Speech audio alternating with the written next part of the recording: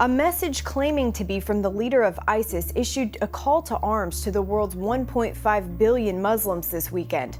The voice claims to be Abu Bakr al-Baghdadi, rallying support for the Islamic State.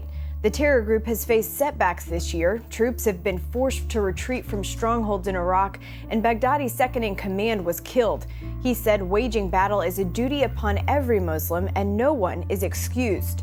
He also threatened to attack Israel and pledged to, quote, liberate Palestine. Reclusive ISIS leader Abu Bakr al-Baghdadi, seen here in July of 2014, released a 24-minute audio message today where he vowed that Russia and U.S.-led airstrikes would only make the Islamic State tougher. In the recording, he said those taking part in the fight against the Islamic State will pay a hefty price, and he taunted the United States for not putting boots on the ground.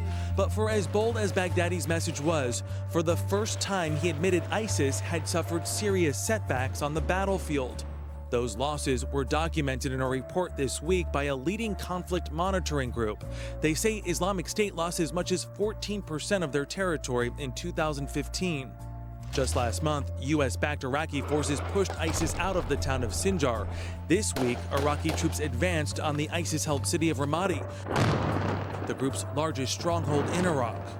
Baghdadi's last public message was posted in May of this year. This new recording, released on an ISIS Twitter page, refers to events as recent as December 14th. As Europe's winter closes in on Syrian refugees, many find themselves out in the cold. The weather is cold. Please help. As America prepares to accept some of them, many are asking which of them are true refugees. What is America's role, if any, in helping them? And how many of them are ISIS?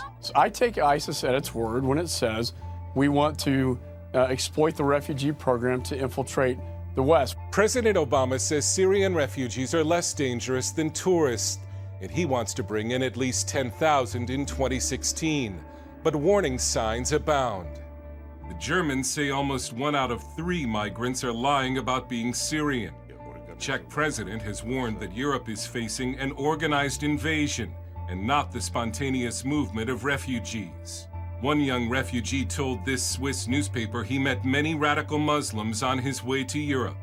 And FBI Director James Comey has warned Congress that Syrian refugees cannot be properly vetted. It's not just those who come in here who specifically intend to be part of plots to kill Americans.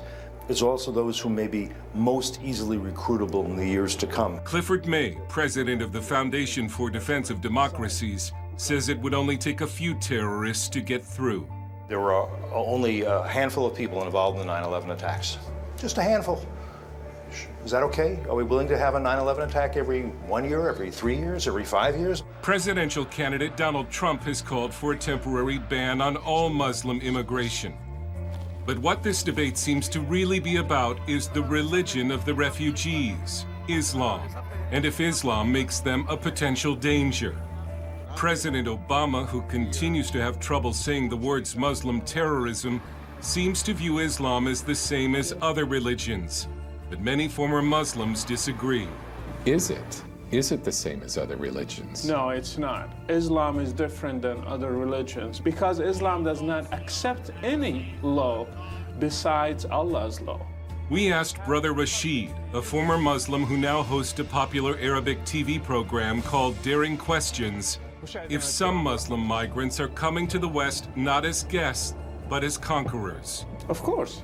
I have family members in Europe and they think the same thing. I visited them and they think that Europe, they hate Europe, they hate the West, they hate their way of life, so they are there to change them. Brother Rashid says he does not believe, as some do, that every Muslim is a potential terrorist, because he says many Muslims are not serious about their faith. But he warns that all a Muslim needs to do, like the San Bernardino bomber, is suddenly decide to follow the Quran completely. He says that is precisely what ISIS has tried to do.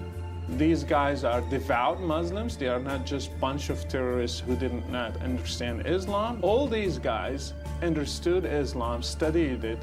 Al-Baghdadi, the head of ISIS, is a PhD holder in Islamic studies, so he must understand Islam to get a PhD. There are more concerns about Muslim refugees. Polls show most Muslim countries are overwhelmingly anti-Semitic.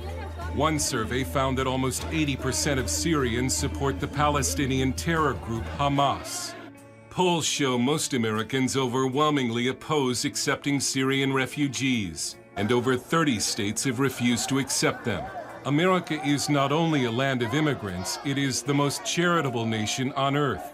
But when it comes to allowing in some Muslim refugees, Americans may be forced to choose between charity and safety. Several European cities are being warned of a possible terror attack that is coming from police in Vienna.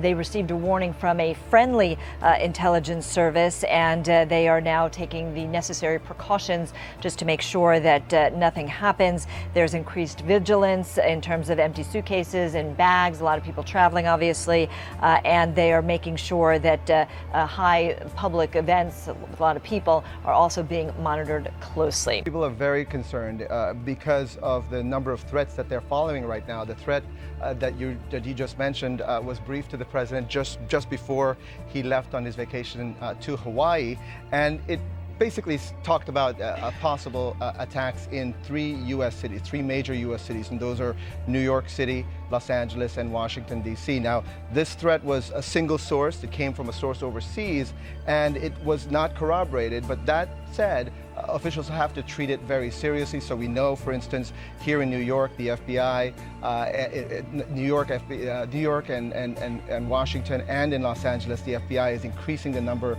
of agents that are in their command posts. These are 24-hour command posts that are keeping an eye on all the threats. The New York City Police Department says that they have 6,000 officers that are going to be protecting the Times Square area, which obviously is going to draw millions of people to celebrate the new year. In Los Angeles, we know the police are increasing security for the Rose Bowl, which is going to be, there's a parade and the football game on New Year's Day. So this is all part of a broader threat picture.